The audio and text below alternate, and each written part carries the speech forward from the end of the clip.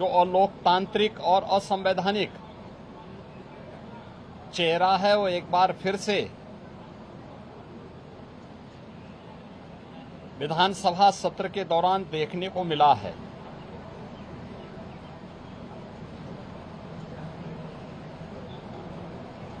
विधानसभा सत्र को हंगामे के हवाले करना, प्रदेश के युवाओं, किसानों,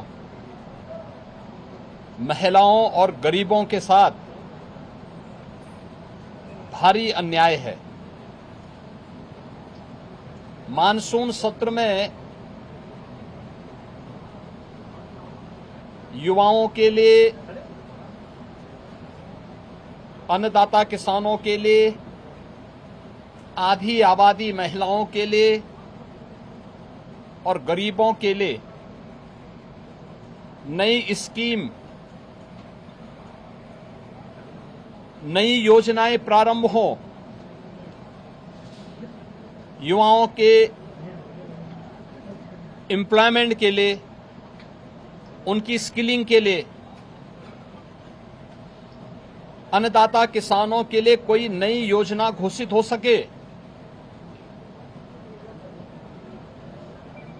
गरीबों के कल्याण के लिए कुछ नए कार्यक्रम आगे बढ़ सकें और महिलाओं के सम्मान और उनके स्वावलंबन के लिए भी कुछ अतिरिक्त प्रयास आगे बढ़ें। इसके लिए हम लोग 59,000 करोड़ रुपए से अधिक की अनुपूरक बजट को भी लेकर के आए थे,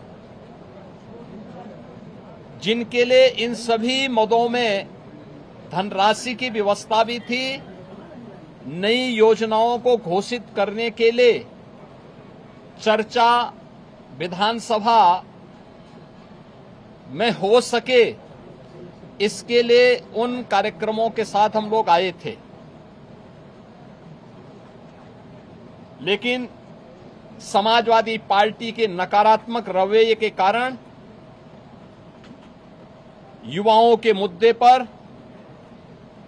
अन्नदाता किसानों के मुद्दे पर, महिलाओं के स्वावलंबन के मुद्दे पर या गरीबों के लिए बनने वाली वेलफेयर की अन्य स्कीमों के मुद्दे पर सदन में समाजवादी पार्टी ने कोई चर्चा नहीं होने दी। इनका ये आचरण असंवैधानिक भी है, युवा विरोधी है, किसान विरोधी है, महिला विरोधी है और गरीब विरोधी भी है।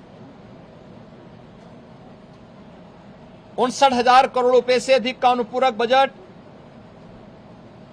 इन नई मांगों के साथ साथ प्रदेश के इंफ्रास्ट्रक्चर की स्ट्रेंथनिंग के लिए, एक्सप्रेस वे के नेटवर्क को और बेहतर बनाने के लिए जो माननीय जनप्रतिनिधियों ने डिमांड की थी, उसके लिए भी धनराशि का प्रावधान किया है। हमने प्रदेश के अंदर उस तबके के लिए जो अब तक प्रदेश के विकास में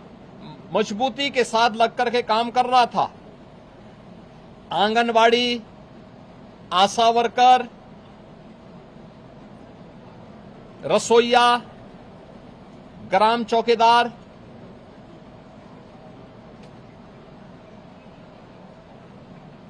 आपके कोटेदार, इन सब के साथ साथ उस हरेक तबके को छूने का प्रयास किया था जिनके मानदेय बढ़ने हैं। निराश्रित महिला पेंशन,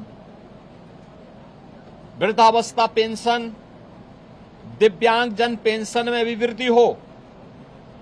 चर्चा हो, जो लोग अब तक इन योजनाओं से जुड़ नहीं पाए थे उन लोगों को जोड़ने का प्रावधान हो, इन सब पे सदन में चर्चा हो। लेकिन समाजवादी पार्टी का नकारात्मक रवैया सदन में और माननीय सदस्यों के द्वारा उठाए जाने वाले इन महत्वपूर्ण मांगों को मजबूती के साथ आगे बढ़ा सके, इसमें रुकावट बनी, लेकिन उस सब के बावजूद विधानसभा ने सप्लीमेंट्री डिमांड को पारित किया है और पारित करने के साथ ही बहुत शीघ्र इन सभी तबके के लिए, मैंने जो कल भी कहा था कि उत्तर प्रदेश सरकार ने आउटसोर्सिंग कमीशन का गठन कर दिया है। एक न्यूनतम मानदेय हर एक आउटसोर्सिंग कर्मी को प्राप्त हो और उसको हर प्रकार की सामाजिक सुरक्षा की गारंटी भी प्राप्त हो, उसको हम अगले बहुत शीघ्र उसको आगे बढ़ाने जा रहे हैं। उसके लिए धनराशि की व्यवस्था हमने बजट में कर दी है। आंगनवाड़ी, आशा वर्कर, रसोइया, ग्राम चौकीदार या कोठेदार, इन सब के इंसेंटिव और इनके मानदेय को बढ़ाने के लिए भी धनराशि की व्यवस्था हम लोगों ने बजट में की हुई है और उसको भी हम अब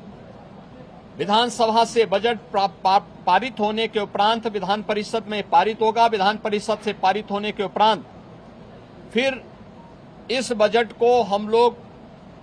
अलग अलग कार्यक्रमों के माध्यम से उस तबके तक पहुंचाने का काम भी करेंगे। समाजवादी पार्टी का यह चरित्र इस तबके को अपमानित करने वाला है, जो अल्प मानदेय प्राप्त करने के बावजूद प्रदेश के विकास के लिए और 25 करोड़ जनता जनार्दन की सेवा के लिए पूरी प्रतिबद्धता के साथ कार्य कर रहे हैं। इससे पहले भी इन्होंने शिक्षा मित्रों के भविष्य के साथ खिलवाड़ किया था।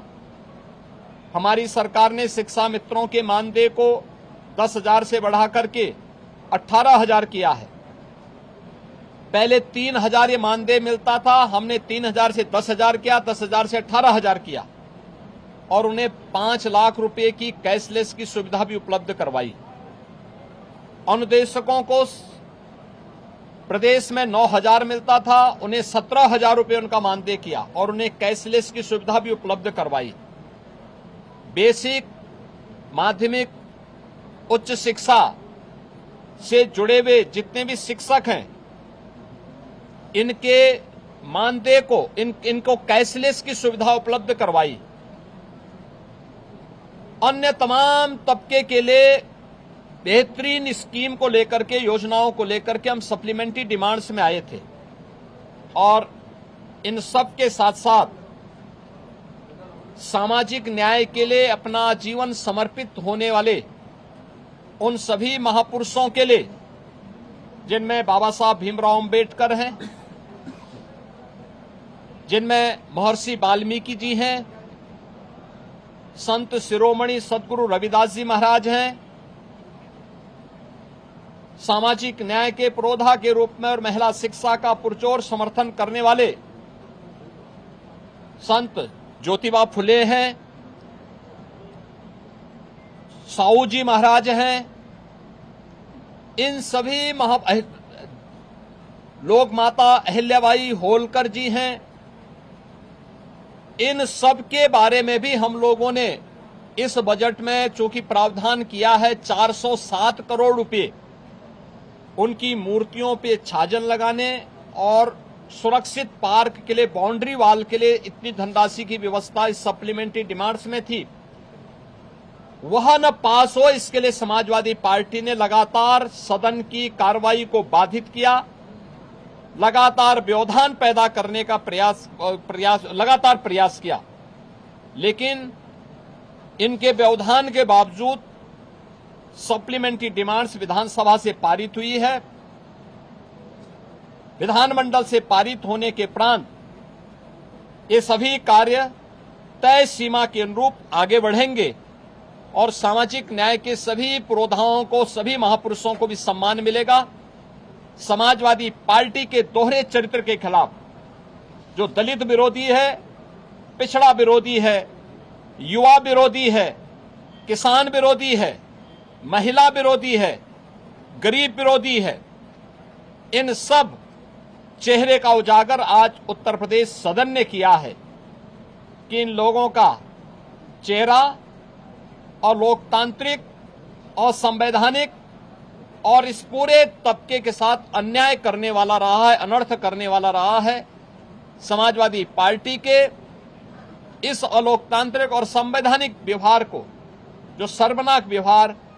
लगातार सदन में देखा गया है, हम इसकी निंदा करते हैं और प्रदेशवासियों को इस बात के लिए आश्वस्त करते हैं कि डबल इंजन की एनडीए सरकार ने पिछले 9-9.25 वर्ष के अंदर जिस प्रतिबद्धता के साथ समाज के प्रत्येक तबके के हितों के लिए कार्य किया है, उसी प्रतिबद्धता के साथ यह अभियान बिना रुके, बिना डिगे, बिना थके आगे बढ़ेगा। बहुत बहुत धन्यवाद। योगी आदित्यनाथ जिंदाबाद जिंदाबाद जिंदाबाद आदित्यनाथ जिंदाबाद जिंदाबाद।